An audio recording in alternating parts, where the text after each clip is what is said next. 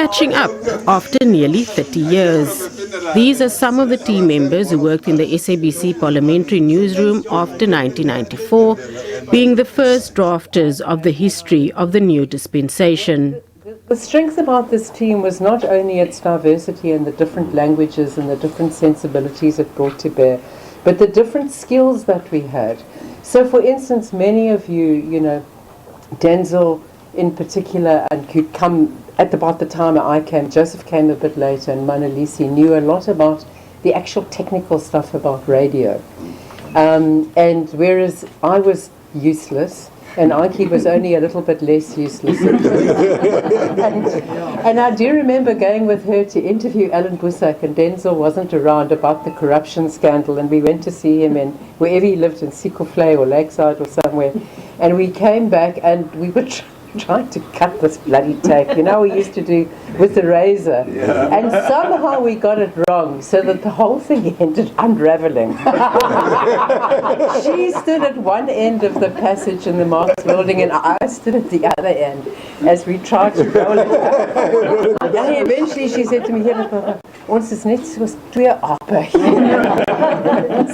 If using a dictaphone sounds archaic, Google the reel-to-reel process that these political correspondents had to use to put together radio packages. Everything was new during those times. So whether it was like technically trying new things, or whether like shaping history was happening kind of day by day. So what a privilege, What an incredible privilege to be around at that time, Making history while reporting on it.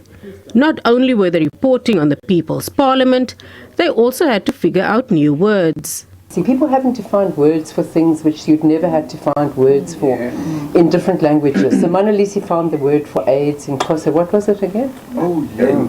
Yeah. Not Ukaula.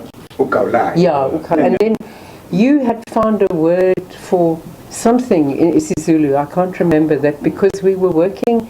We were working on news, and we were also covering the constitutional negotiations. So same-sex rights became a thing. I remember Sam Konazi coming to me and saying, Mandelas made a big mistake. There was this thing, we come with words, and would analyze them, and somebody would find that, as people are saying, that this is judgmental, though. We don't have to be judgmental on this. So it was really difficult then, because some of the words, especially in vernacular languages. The Democratic Parliament was now representative of all South Africans, and with that came the immense task to educate the masses about its role. Of the National Assembly and the Senate, provincial premiers,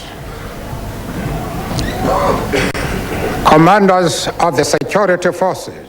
So for many people who had been to school and they understood what the word legislation means, legislative processes are, and so on. And coming from the homeland government, where you had these tribal parties ruling and managing the homeland, and people not having that access to the actual nitty-gritties of what was going on, it was more difficult to send a message down back home to the homeland.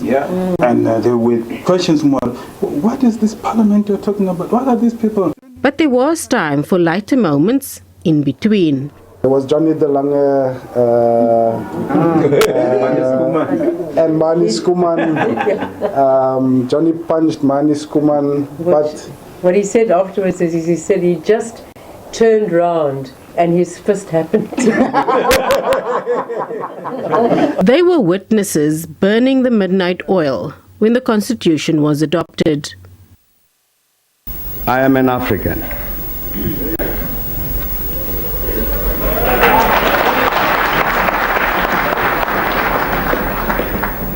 I owe my being to the hills and the valleys, the mountains and the glades, the rivers, the deserts, the trees, the flowers, the seas, and the ever-changing seasons that define the face of our native land. But then if you remember, do you remember the constitutional process? We would be there at 1 in the morning. we left at 4:30. Consisting mostly of members of the political team, the Truth and Reconciliation team was formed. They went to all the different provinces to report on the Commission's work and the stories that were told. The first day, the first morning, the first person who testified was one of the Kraddock 4 widows. And she started speaking after Tutu asked her something, and then she made a wailing sound that one will never ever forget. It carried with it all the sorrow, all the grief, all the anger, all the questions, all the horror was captured in that one single sound. I remember the next week here in Cape Town, there was a woman who testified who was making tea. She was a tea maker in a building, and she saw something fall across the window outside, and later found out it was her son. And I remember when I sent this soundbite to the news, I was thinking, it's not an important person, it's not a national leader, it's not a rich businessman, it's an ordinary woman, a making tea woman in an ordinary building whose voice is now #1 on our news bulletin. While it was nearly impossible for team members to remain unaffected, some felt it closer to home than others.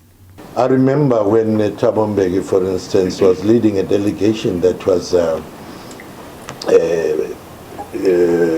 appearing at the TRC and taking ownership of things that happened in exile. And one of the stories, I came to know there and then at that submission that one of my brothers was killed in Angola.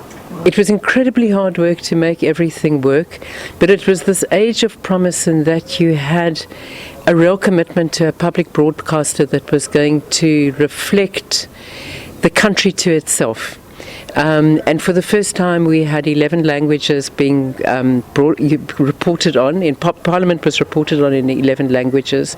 The constitutional negotiations that made the final constitution in 1996. And then, of course, the Truth Commission team, led by Anki, as part of the political team. And where is journalism 30 years later and 20 years from now? Everybody's just everywhere. So there's no specialization in essence. Today you're doing this story, tomorrow you're doing a health story, the next day you're in Parliament, you're doing another story. But in the good old days, we could specialize, and we saw the need for specialization, languages and all of that, and diversity. Today somehow we've forgotten that, but it's what happens when nobody's investing in the medium. Zalene Merrington, Parliament. Mandelas